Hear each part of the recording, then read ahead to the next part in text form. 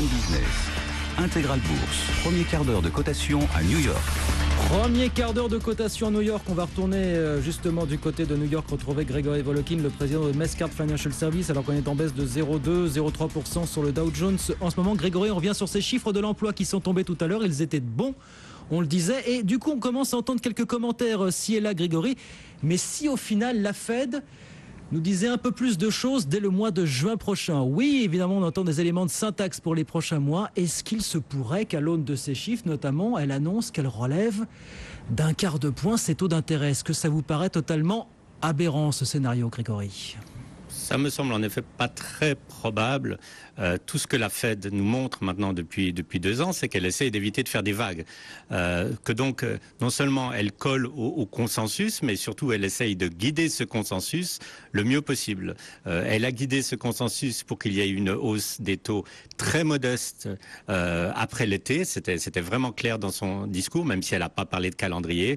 Pourquoi est-ce que maintenant elle ferait des grosses vagues et carrément provoquerait des gros mouvements de marché uniquement pour monter les taux au mois de juin? Donc non, je ne pense pas que ça soit vraiment dans les vues de la Fed. Par contre, le chiffre d'aujourd'hui confirme quand même la vitalité de l'économie américaine. C'est des très bons chiffres. Non seulement les créations d'emplois... Je les rappelle vite, à 280 000 créations de postes, Grégory, c'est la plus forte progression depuis le début de cette année. Absolument, et puis on peut regarder aussi dans quel secteur, et c'est très bien réparti, parce que ça va aussi bien dans les secteurs des loisirs que dans la construction, que dans le secteur manufacturier. Donc là, c'est tous les secteurs où il y a vraiment des belles créations d'emplois, et le seul secteur où il y a une baisse dans l'emploi, c'est pas du tout étonnant, c'est celui de l'énergie et des mines. Donc oui. Non, c'est tout à fait ce qu'on veut voir comme statistique pour imaginer une deuxième moitié de l'année porteuse aux États-Unis. Est-ce que ce chiffre pour vous, Grégory, pourrait faire taire ceux qui considéraient, et on était nombreux, on en faisait partie aussi, qui considéraient que finalement les derniers indicateurs des dernières semaines finalement n'étaient pas très glorieux chez vous?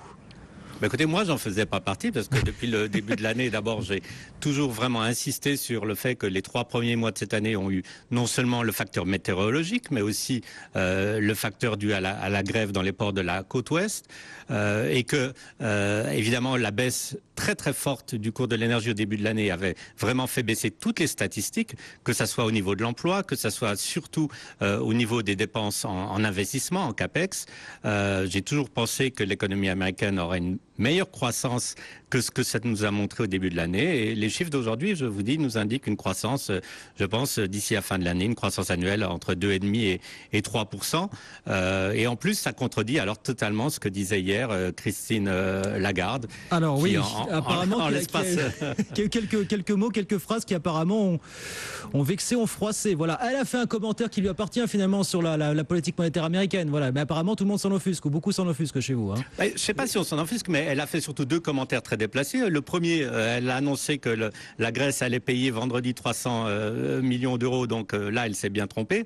Mais surtout, elle a donné des conseils de politique monétaire à la Réserve fédérale, ce qui n'est, pas du tout son rôle, et deuxièmement, ça n'a rien apporté de positif. Vous avez vu que ça a même semé un peu de panique dans les marchés, qui se demandaient, mais qu'est-ce qu'elle voit, Christine Lagarde, qu'on ne sait pas. Mais en fait, on peut se dire qu'elle ne voyait pas grand-chose, puisque là, elle indiquait une inquiétude sur la croissance américaine qui est, je dirais, très contredite par les chiffres d'aujourd'hui. Mais surtout, je dirais, c'est un principe politique.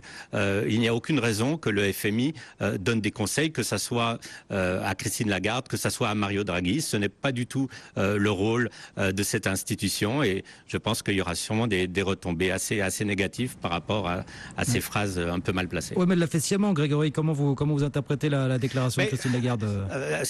Elle n'est pas naïve. Je pense que ce qui l'inquiète, ce n'est pas qu'il y ait une hausse des taux aux États-Unis en soi. Ce qui l'inquiète, c'est les conséquences d'une hausse des taux américains sur les marchés émergents. Puisqu'il faut se souvenir, quand Bernanke avait provoqué ce qu'on appelle le taper tantrum, évidemment qu'il y avait eu des petites vagues aux États-Unis et en Europe, mais c'était surtout les marchés émergents qui sont très investis en dette américaine, qui se sont financés en empruntant en dollars, qui seront les plus touchés par la hausse des taux, et je pense que c'est ce qu'elle essaye d'éviter. Mais une fois de plus, l'autre analyse qu'on peut faire, c'est quelle est la différence, que ce soit pour Lagarde, que ce soit pour un Américain, que ce soit pour l'économie mondiale, entre une hausse des taux de 0,25 au mois de septembre ou une hausse des taux de 0,25 au mois de décembre. Enfin, c'est absolument pas quantifiable et je pense qu'on a vraiment tout en place ici aux États-Unis pour un début de normalisation de politique monétaire. Bon, en tout cas, ça continue de nous faire causer, ça n'est pas fini. On va s'intéresser quand même un petit peu à l'actualité des entreprises parce qu'il y a quand même des choses qui se passent chez vous, Grégory, pendant ce temps-là. Alors quand même, non, avant de parler des boîtes à strictement sensu, Grégory, il y a cette histoire dont on parle aussi beaucoup en Europe vous concernant, c'est cette histoire de cyberattaque qui aurait touché 4 millions de fonctionnaires américains avec des données sensibles récupérées par qui, par quoi finalement? Est-ce qu'on a un peu plus d'explications à ce sujet? Alors on a tout de suite désigné les Chinois comme coupables, ouais. Ça aurait pu être aussi les Russes, franchement rien n'a été prouvé de ce côté-là. Ce qui est intéressant, c'est que quand on parle de ces 4 millions d'Américains, c'est des employés de l'État et que parmi ces employés de l'État, il y a des gens dans des positions qui sont quand même très sensibles. Il y a beaucoup de militaires, il y a aussi beaucoup de gens qu'on peut imaginer dans des services clés de l'administration.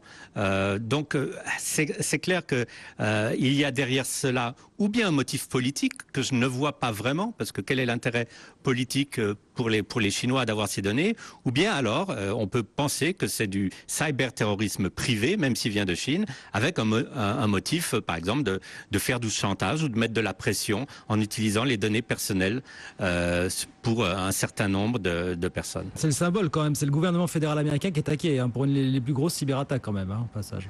Non, c'est un symbole surtout en fait du fait que personne n'est à l'abri, parce qu'un jour c'est le gouvernement. N'oubliez pas qu'il y avait une compagnie d'assurance Aetna qui avait eu 80 millions de personnes dont les données avaient été envahies, et puis vous avez eu les chaînes de grands magasins Target, Costco, Home Depot. Donc en fait plus personne, on peut dire aux États-Unis, mais ailleurs dans le monde, n'est à l'abri de ce genre d'attaque. Ça fait même plus les gros titres.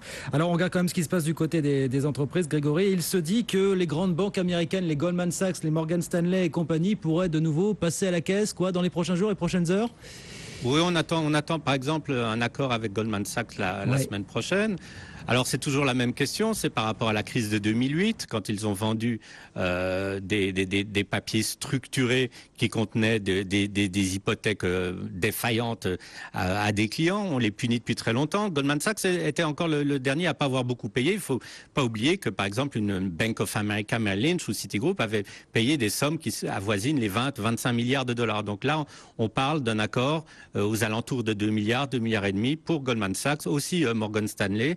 Et je dirais la seule question qui reste, c'est est-ce qu'ils vont admettre une quelconque culpabilité? Ça, c'est pas du tout sûr. On a vu aussi, quand même ces derniers temps que la plupart des banques, en tout cas des banques américaines, n'ont jamais voulu admettre une culpabilité. Elles sont d'accord de payer, mais elles veulent payer sans être coupables. On surveillera ça évidemment la semaine prochaine. Et puis alors, gros rendez-vous aussi, sur lequel là, pour le coup, Apple peut communiquer contrairement aux banques, et on les comprend. Il y a la conférence des développeurs d'Apple. Alors ça commence lundi prochain du côté de San Francisco. Grégory, on sait que c'est un rendez-vous absolument incontournable pour Apple. Est-ce qu'on sait déjà ce qui pourrait y être annoncé? Il y a des choses qui ont déjà filtré, notamment dans la presse. Oui, alors évidemment, la première chose qui a bien filtré, c'est qu'ils vont complètement revoir le modèle de vente de musique, de iTunes, puisqu'ils vont en faire un abonnement mensuel pour, on entend $10 par mois, où on pourra avoir accès à toute leur librairie au lieu d'acheter la musique à la pièce. Bon, donc ça c'est une chose. Je rappelle que pour le moment, quelqu'un qui est sur iTunes, et il y a 800 millions de personnes sur iTunes au monde, paye en moyenne ou dépense en moyenne $30 par année. Si on passe un système d'abonnement $10 par mois, vous arrivez à $120. On voit l'intérêt pour Apple. Ils vont sûrement pas annoncer ce qu'on attend quand même prochainement. Apple TV. Alors Apple TV, c'est pas une télévision, mais c'est la façon justement d'accéder sur l'ordinateur Apple, le petit box TV, à beaucoup de programmes exclusifs. Ils sont en train de négocier avec les Time Warner, CBS et les autres. Et puis surtout, je pense, ce qu'on attend vraiment, c'est l'annonce de cette ouverture de l'iWatch aux développeurs, parce que c'est vrai que pour le moment l'iWatch, même si elle remporte un grand succès, puisque c'est très difficile d'en trouver, elles sont vraiment toutes vendues, épuisées, elles n'ont pas encore tellement d'applications, et une fois qu'ils vont ouvrir le monde de l'iWatch aux développeurs, on peut attendre sur 1 année ou 2 ans un nombre incalculable d'applications qui vont venir sur cette montre, et c'est ça qui nous montrera en fait si l'iWatch peut être un relais de croissance, un grand succès, ou bien si c'est juste c'est un phénomène de mode passager. Comment ça se passe, la conférence des développeurs? C'est Tim Cook sur scène, grand spectacle, c'est ça, Grégory? C'est ça, mais avec quand même plus un côté technique, parce qu'en fait, quand on dit développeur, évidemment. C'est des gens à qui on peut pas dire n'importe quoi et qui attendent surtout qu'on amène des données techniques qui leur permettent d'agir assez rapidement sur leurs produits, sur leur software, etc. Donc, ce n'est pas vraiment l'effet d'annonce qui est important par rapport à des nouveaux produits, c'est plutôt l'évolution, je dirais, des données techniques que ces développeurs peuvent utiliser. Mais par exemple, hier, j'entendais que peut-être il y aurait l'annonce quand même d'un iPhone 7. Alors, on sait jamais, il peut toujours y avoir des surprises. Pourquoi on parle tellement d'Apple? J'ai de la peine à me répéter tous les jours, mais c'est parce que c'est la plus grande capitalisation boursière au monde. Donc, évidemment, c'est une bonne raison déjà d'en parler. Et c'est le meilleur moyen de faire le buzz, évidemment, quelques jours avant. Merci beaucoup, Grégory. Merci d'avoir été avec nous encore cet après-midi en direct. Grégory Volokin, le président de Mescart Financial Service, pour nous faire vivre cette séance du côté de New York. Mal parti pour l'instant, puisqu'on perd 0,2, 0,3, 0,4% environ sur les trois grands indices américains. Paris, pendant ce